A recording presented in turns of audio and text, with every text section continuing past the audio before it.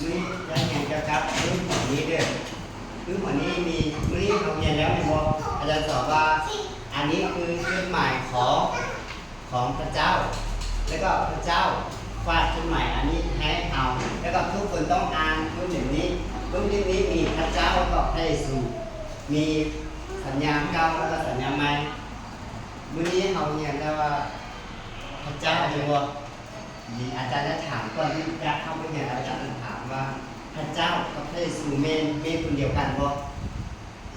เก่งที่พระเจ้าแล้วก็พระเยซูเมนคนเดียวกันแล้วบ่เมนแต่มันเด็กเวียนมันขอว่าภาษาไม่ได้หรอกว่าเกิดอะไรที่ตัวหรือชิ้นนี้มีวันเย็นในห้องอยู่วันทุกทีเนี่ยว่าถือเยซูว่าเกิดอะไรตัวหรือชิ้นมีวันเย็นในห้องอยู่ครับพระเจ้ากับพระเยซูเมนคนเดียวกันบ่เมนคนนี้เมนโอเคคาเซอร์เด้ออยู่ในนี้บทที่หนึ่งก่อนอื่นเมนในมีอันนี้พระเจ้าอันนี้เป็นพระเจ้า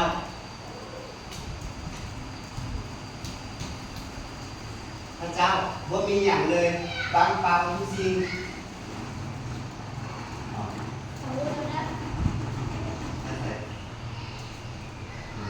มีพระเจ้า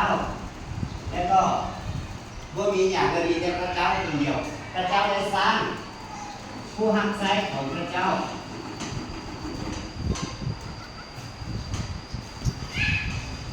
ล้างอันนี้ทางเพราะนี้เป็นผู้หักไซของพระเจ้า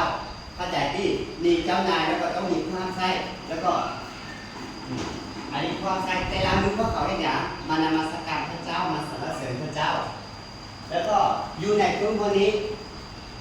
บทที่หนึ่งข้อที่หนึ่งบอกว่า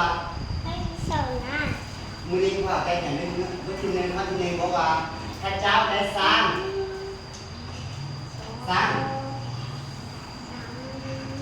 อันนี้แผ่นดินโลกแล้วก็จักรวาลที่นี่มีแล้วก็ได้สร้างอันนี้ได้หยังเดือนแล้วก็สร้างดาวฤกษ์แล้วก็สร้างดาวแล้วก็มือที่สองพระเจ้าได้แยกอันนี้แยกน้ำเรื่องนุ่มแล้วก็ชอบจักกันมือที่สามพระเจ้าได้สร้างได้แยกให้อันนี้แผ่นดินแล้วก็น้ำทะเลแยกจักกันมือที่สี่พระเจ้าได้หยังแล้วก็มีพระเจ้าได้สร้างที่สี่แล้วก็พระเจ้าได้เนี่ยถึงดินนี้ถึงแผ่นดินมีนะมีต้นไม้มีไม้หญ้าขึ้นแล้วก็มือที่สี่พระเจ้าได้สร้างหยังอันนี้ได้สร้างตัวสัตว์ทุกสัตว์แล้วก็สร้างนกแล้วก็พระเจ้าได้ให้หยังให้มีน้ำทะเลมีในทะเลนี่ในทะเลมีปลามีสัตว์ป่าแล้วก็มือที่พบพระเจ้าได้สร้างอันนี้สร้างอย่างคนแรกของโลกคืออาดัมอย่างที่อาจารย์พระเจ้าได้ให้สื่อมนุษย์แรกคืออาดัมแล้วก็เมื่ออาดัมนอนรับแล้วก็พระเจ้าได้เอากระดูกของอาดัมเนี่ยตั้งเป็นผู้หญิงชื่อว่าเอวาแล้วก็อาจารย์จะถามว่าเราเป็นหยังพระเจ้าจึงสร้างผู้หญิงให้เป็นหยัง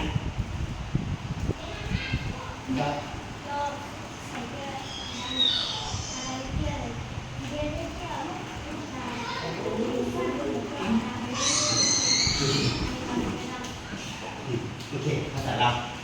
เป็นหยังพระเจ้าจึงสร้างผู้หญิงให้จึงสร้างผู้หญิง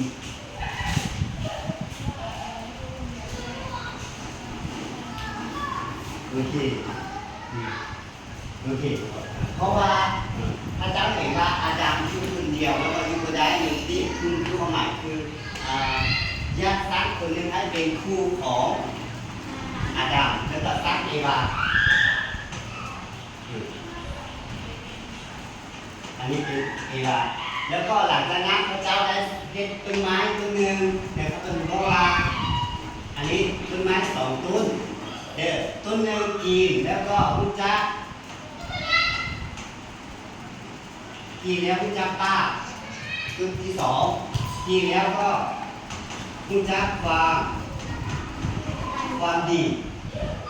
นี่ตั้งขึ้นมาแล้วก็พระเจ้าได้บอกว่าถ้าสองคนกินต้นไม้เมื่อใดก็เขาจะพุทธะความดีแล้วก็ความชั่วของเนี่ยความชั่วของป้าแล้วก็พระเจ้าก็ได้สร้างต้นไม้สองต้นขึ้นมาอยู่ในนี้เลือกทุกสิ่งอันนี้พระเจ้าสร้างแล้วมื้อที่หนึ่งที่สองที่สามนี้พระเจ้าสร้างสิ่งที่บ่มีชีวิตแล้วก็มื้อที่สี่ที่ห้าที่หกแม่พระเจ้าสร้างสิ่งที่มีชีวิตคือกับสร้างสัตว์สร้างนกสร้างสิ่งที่มีชีวิตแล้วก็มื้อที่หกพระเจ้าได้สร้างอาดัมแล้วก็เอวาจึงเริ่มฉะนั้นเมื่อทุกสิ่งอันนี้ส่วนนะส่วนเอเดนฉะนั้นพระเจ้าได้เมื่ออันนี้ชื่ออย่างลูซิเฟอร์แสดงเมื่อลูซิเฟอร์เห็นว่าทุกสิ่งที่พระเจ้าสร้างงามหลายแล้วก็ลูซิเฟอร์มีความคิดว่าเป็นอย่างพระเจ้าสร้างทุกสิ่งแล้วก็พยายามสร้างกับพระเจ้าพยายามเฮ็ดกับพระเจ้าพยายามให้ทุกคนมานมัสการไหว้กับพระเจ้าแล้วก็เมื่อมาสตางมีความคิดแล้วก็พระเจ้ารู้แล้วพระเจ้ารู้ว่าเรามีความคิดชั่วฉะนั้นพระเจ้าได้ไล่มาสตางลูซิเฟอร์มาในโลกชื่อว่ามาสตางแต่ที่แล้วก็เมื่อผู้ที่ตามของ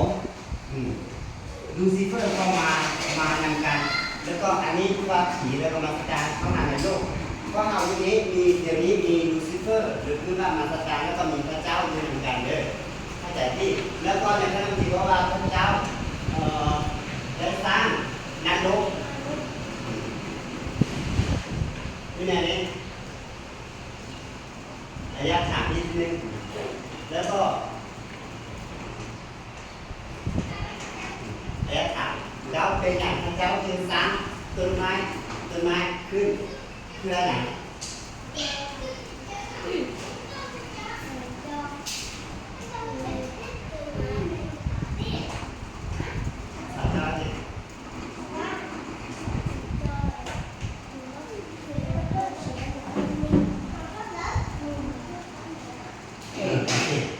เรื่องผมว่าที่นู่น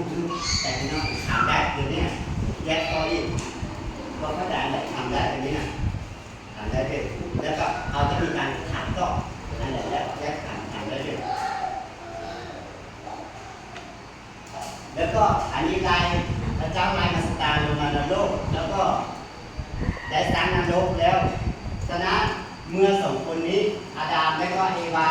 อยู่ในโลกนี้ด้วยความทั้งสุดพระเจ้ามาสตาร์บึงแล้วมาสตาร์บึงเป็นอย่างพยายามหาวิธีเพื่อทำลายมนุษย์สองคนนี้ฉะนั้นอยู่ในพระคัมภีร์บทที่สองก็ถึงมาทำบทที่สองเพราะว่ามาสตาร์อันนี้ได้เข้ามาในมืออันนี้มือแล้วก็บอกว่าลองลองเอวาอยู่นี่ต้องเอวาว่าเอวาเจ้ากินต้นไม้นี้เจ้าจะสละกับพระเจ้าแต่ว่าอันนี้อาดัมจะได้เอวาตัดสินใจว่าโมเมนต์เดือดข้าวกี่แล้วว่าจะตายพระเจ้าก็อย่างนั้นแต่ว่ามาตามบอกที่ว่าโมเมนต์พระเจ้ากินแล้วพระเจ้าจะสละขึ้นดังนั้นเมื่อพวกเขาอาดัมอยู่นี่มันจะเอวากินแล้วเอวาก็เอาขึ้นมาให้อาดัมกินเมื่อพวกเขากินแล้วพวกเขาเป็นอย่างกินมาไม้ได้ไม่ซื้อเลย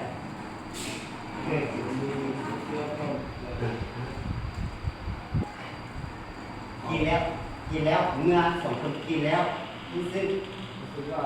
เป็นงานเพลงผมมีเส้นเสื้ออยู่เลยโอเค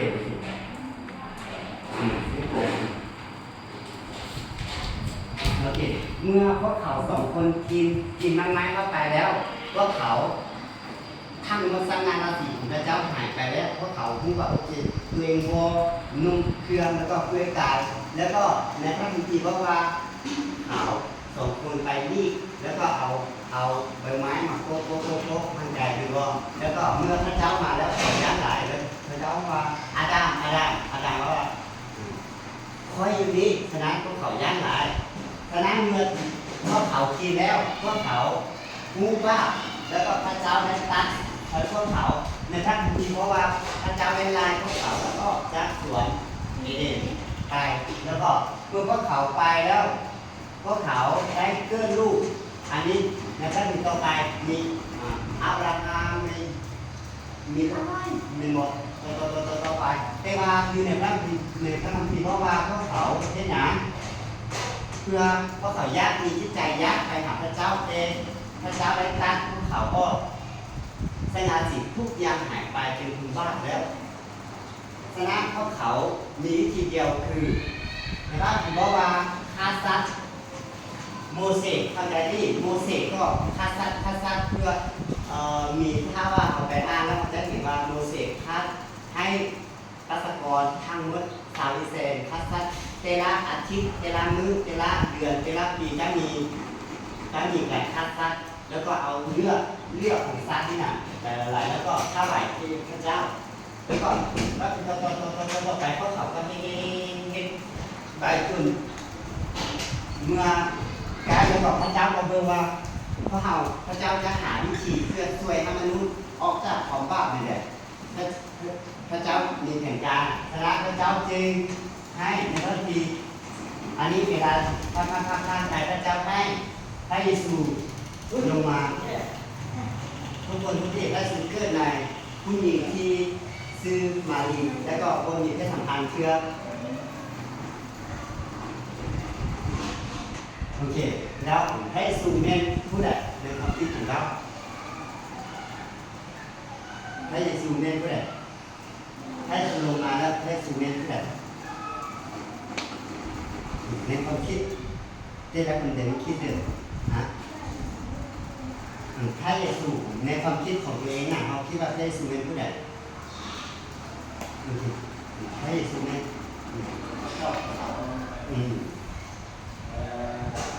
Yesuiaก็จะดูตัวอย่างนี่ในมอเชียตัวที่ในวิถีเชื่อโดยที่ได้อยากเป็นช่วงมีโบราณอยากทำว่าชีวิตก็ถือไม่ได้ในเด็กๆเขาก็ถือว่าว่าถือนี่เป็นตัวหลักเกินไม่ได้ถือของคนเลี้ยงก่อนโบราณอยากเป็นช่วงสารความคิดของน้องเนี่ยที่เราได้ซื้อเนี่ย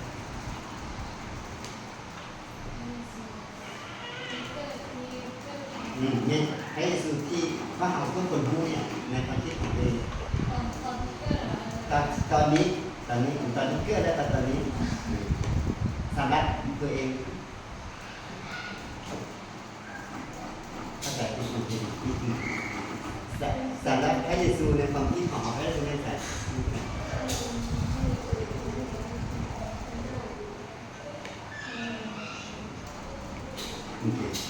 ในความคิดของมันทุกคนความคิดว่าพิการทุกทีเชื่อพระเจ้าเพราะว่าพระเยซูเป็นพระเจ้าเป็นเจ้าของชีวิตแล้วก็เป็นทุกอย่างเป็นทุกทีพระผู้ให้รอดแล้วก็เป็นพระเจ้าและพระเยซูเป็นคนเดียวกันแต่บางคนรู้ว่าพระเยซูเป็นผู้ใดพระเยซูเป็นผู้ที่บ่เชื่อพระเจ้าเพราะว่าพระเยซูเป็นผู้ที่เกิดมา 2,000 ปีก่อนแล้วก็เป็นคนกับพวกเรามีร่างกายมีตามีคือกันบางคนคิดว่าพระเยซูเป็นคนธรรมดาเพราะว่ามีร่างกายแต่บางคนคิดว่าพระเยซูเป็นพระเจ้าและพวกเราที่เห็นที่เขียนบอกว่าพระเยซูเป็นพระเจ้าที่โลกมาเกิดแล้วก็อันนี้พระเยซูกับพระเจ้าเป็นเดียวกันในพระคัมภีร์นี้เขียนว่าพระเยซูเฮ็ดการอัศจรรย์อย่างการอัศจรรย์ที่หนึ่งเมื่อนาซาโรที่นี่เป็นเพื่อนของพระเยซูเมื่อตายแล้วพระเยซูไปประกาศพระเสด็จแล้วตายแล้วพระเยซูได้กลับมาแล้วก็ได้ให้มีชีวิตอีกอันนี้ในพระ โลกมีชีวิตเห็นไหมพระโลกมีชีวิตอันนี้แสดงว่าพระเยซูเป็นเนี่ยแล้วอันนี้แสดงว่าพระเยซูเป็นผู้ที่ให้ท้ายคนที่ตายขึ้นมามีชีวิตอีกอันนี้เวลาพระเจ้าเป็นเจ้าของชีวิตของพวกเราขยายที่อันนี้ข้อที่สองเมื่อพระเยซูประกาศคำว่าเสร์แล้วก็สอนพระคัมภีร์แล้วก็มีรับคนมาฟังในพระคัมภีร์เพราะว่ามี5,000 คนแล้วก็มาฟังแล้วก็ใกล้จะมืดแล้วพระเยซูเอาข้าวจีตะก้อนแล้วข้าวจี5 ก้อนปลา2 ตัวแล้วก็มาแล้วก็พระเยซูได้อธิษฐานแล้วก็โมทนาแล้วก็5,000 คนกินแล้วก็ยังเหลือเท่าไหร่ยัง2 กับบุ๊กนั่นที่มีบ่โอเคฉะนั้นอันนี้แสดงว่าพระเยซูเป็นผู้ที่ให้อาหารมีชีวิตและผู้ใดในพระคัมภีร์ว่าผู้ใดที่กินข้าวจีนเรียกสุดท้ายนะจะบ่ตายจะเชื่อแต่ว่าจะมีชีวิตนิรันดรอันนี้แปลว่าพระเยซูเป็นเจ้าของอาหารทุกอย่างผู้ใดกินอาหารคือกินไปแล้วมีชีวิตตลอดไปคือบ่แม่นกินอาหารของกินแต่ว่าเป็นอาหารของฝ่ายที่วิญญาณโอเคข้อที่ 3เมื่อพระเยซูได้อยู่ในเรือของเปโตรแล้วก็หลายคนที่อยู่ในทะเลจะลงแล้วเมื่อจะลงแล้วแต่ว่าพระเยซูลุกนอนอยู่แล้วก็ลุกให้เปโตรขึ้นมาพระเยซูเลยลุกขึ้นเมื่อจะจมแล้วแต่ว่าเขาลุกขึ้นแล้วก็พระเยซูเดินมือออกแล้วก็เพราะว่าลงเลยยุดเท้าเพื่อฉะนั้นลงยุดเท้าอันนี้แปลว่าพระเยซูเป็นเจ้าของธรรมชาติทุกอย่างอันนี้3เหตุการณ์เมื่อพระเยซูเหตุการณ์ลักษณะอย่างหนึ่งก็คือคุณอ่านที่โอเคฉะนั้นว่ามื้อนี้ก็เอาเกี่ยวกับต้องตั้งใจแล้วมันคือข้าวเจ้าผู้ชีวิตของพระเยซูเมื่อในพระคัมภีร์บอกว่าเมื่อพระเยซูเป็นหลายคนได้สอนรักคุณสอนแล้วก็รักคุณที่ตามพระเยซูแล้วก็พวกเขาพวกปาเลสไตน์กาโลไซเขายักษ์ฆ่าพระเยซูแล้วเขาเอานำทหารรักคนมาแล้วก็มาจับพระเยซูในเวลาจับพระเยซูนี้เวลาจับเอโตได้เอาดาบปักหัวยืนที่อ่านที่แบบปักหูแล้วก็หมูฆ่าแล้วก็พระเยซูบอกว่าเอาจากหูแล้วก็มาโค้ใส่แล้วก็การรัศดรคือพื้นที่หูได้การมาปกติคือเราพระเยซูได้บอกว่านั่นแล้วพระเยซูบอกว่าถ้าว่าเอาจากฆ่าพวกคืนเขามีเด็กคืนพระบิดาของเขาแล้วก็ทหารก็สามารถทำได้ที่จริงนั้นแต่ว่าที่พระเยซูจะตายเมเพื่อเป็นไปตามนะของพระเจ้าถ้าอย่างนี้แล้วก็พวกเขาได้จับพระเยซูแล้วก็มีเหตุการณ์ร้ายแล้วก็สุดท้ายพระเยซูได้คืนไม้ที่ไม้กางแขนอยู่ดีคืนไม้ที่ไม้กางแขนแล้วก็มี2 คนคืนไม้ที่ไม้กางแขนกับพระเยซูตัวนึงอยู่เบื้องขวาตัวนึงเบื้องซ้ายคนเบื้องขวาแล้วก็เบื้องซ้ายคนนึงว่าอะไรเด้อถ้าเจ้าเป็นพระเจ้าให้พวกเราลงออกจากไม้กางแขนแล้วก็ลงออกจากไม้กางแขนแล้วก็เป็นพระเจ้าแล้วก็คนนึงก็ว่าพระเจ้าเลยถ้าว่าพระเจ้ามาในโลกอีกครั้งที่ 2ให้และนึกซื้อของน้อยเป็นที่ในที่มือที่3 คนได้ตายมีคนนึงที่เสื้อและก็คนนึงที่บ่เสื้อฉะนั้นปัจจุบันนี้ก็คือกันแม้ว่าพระเจ้าก็บอกว่าพระเจ้าเป็นพระเจ้าแล้วแต่ว่ามี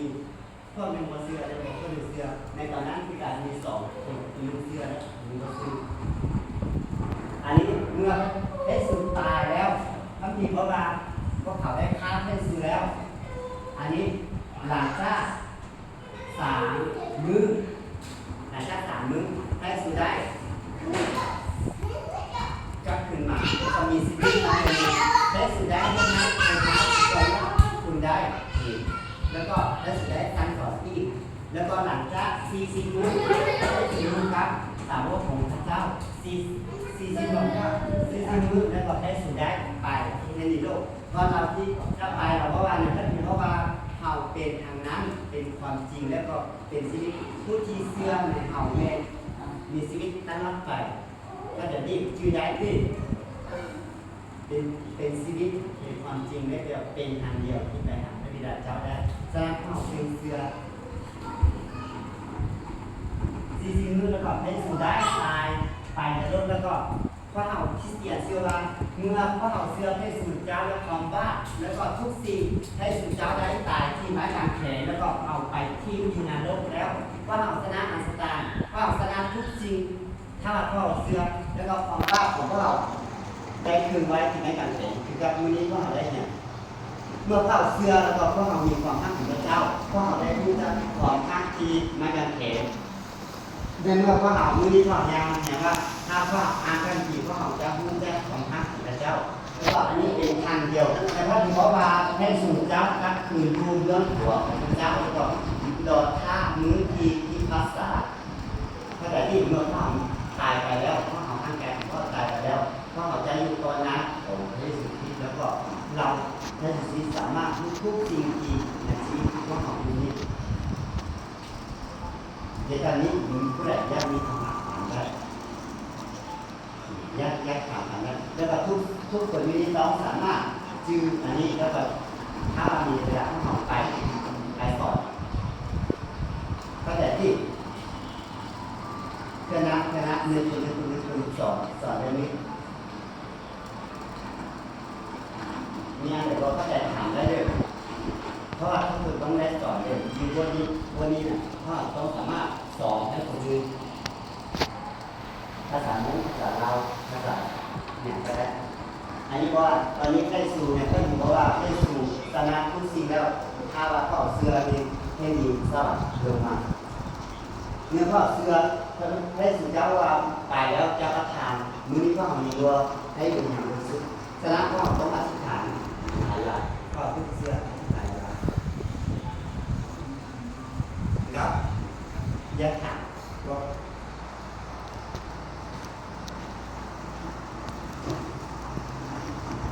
เข้าใจที่ตอบได้ที่จีบเราได้ภาษานี้ได้คิดนะไปทำการ